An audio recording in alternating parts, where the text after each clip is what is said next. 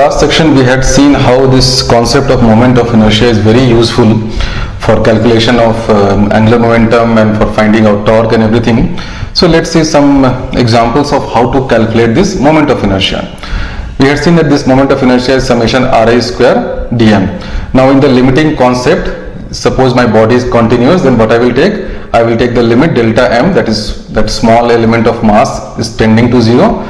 So this summation will be replaced by integration and this delta will be replaced by dm. The usual tricks of integral calculus which you would have seen in earlier chapters also.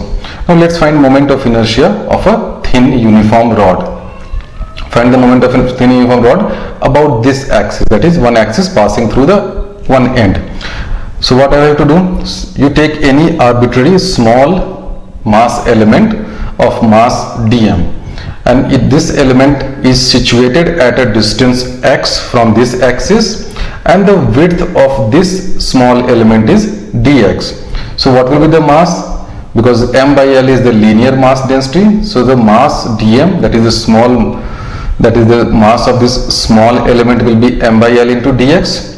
Now since this dx is very very small, I can assume that all these particles which are inside this small dm are at a distance x from the axis.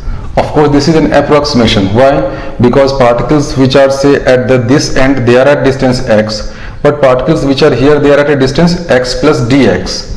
But under the limit that this dx tends to 0, this error tends to 0, this error becomes very very small and I will get the correct answer. The usual trick of integral calculus, that you take a small dx, then you take the limiting limit dx tends to 0, so you will get an exact answer.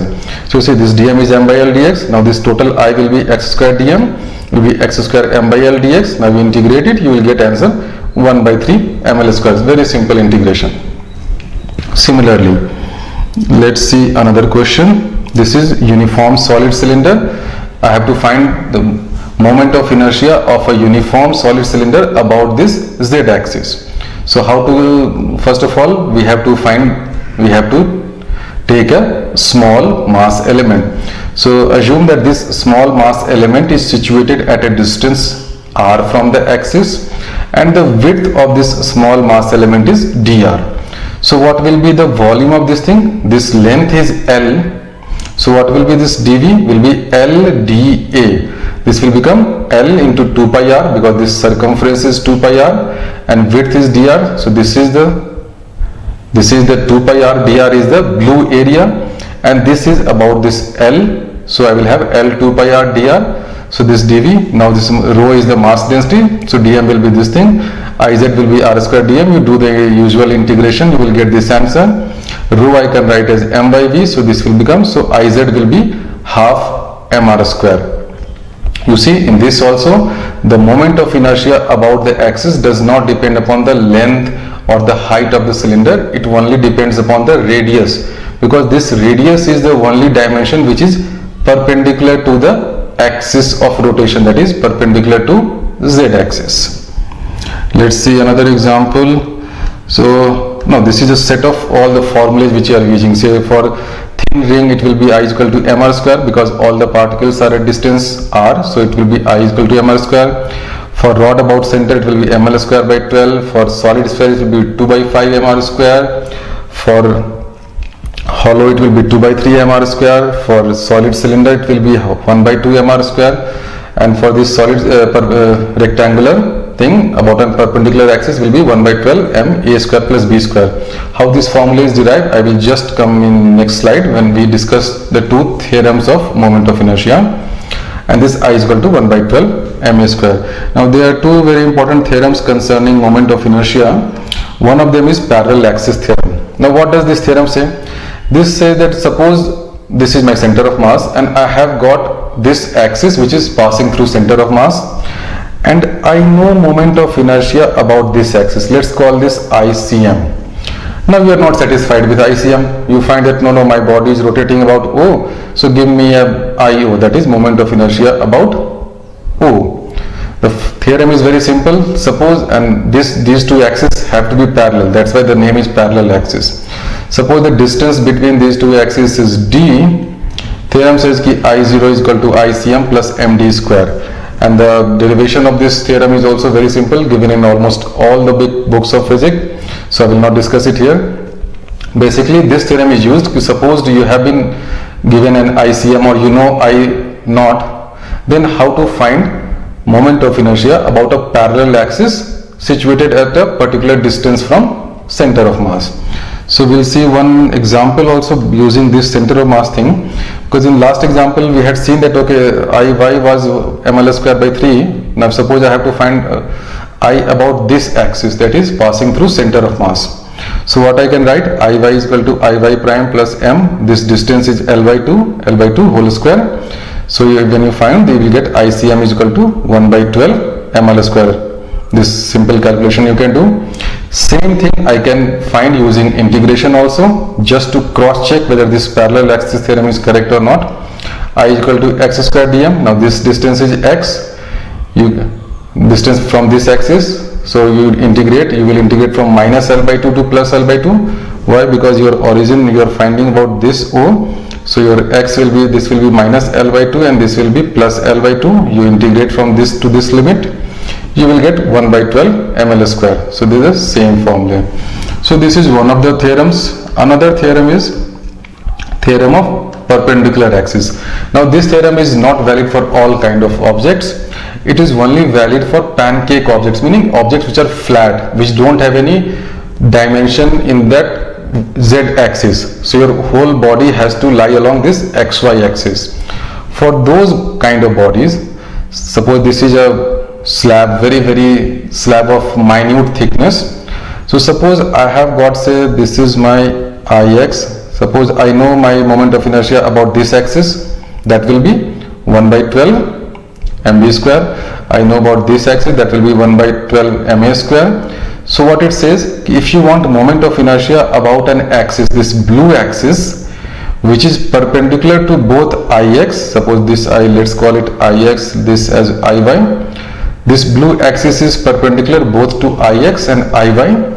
This theorem says that this Iz will be Ix plus Iy, and this the derivation is also very simple. In fact, it uses nothing but that Iz is equal to that z square is equal to x square plus y square. This basic Pythagoras theorem it uses, and you will get this derivation. We have seen that this formula of moment of inertia about an axis, that is Iz is equal to mi ri square. So this ri is the perpendicular distance from the axis. It means the moment of inertia does not depend upon this distance. So if I give you a say cylinder, and that cylinder has got radius r and height h or length h, the moment of inertia of cylinder is mr square by 2.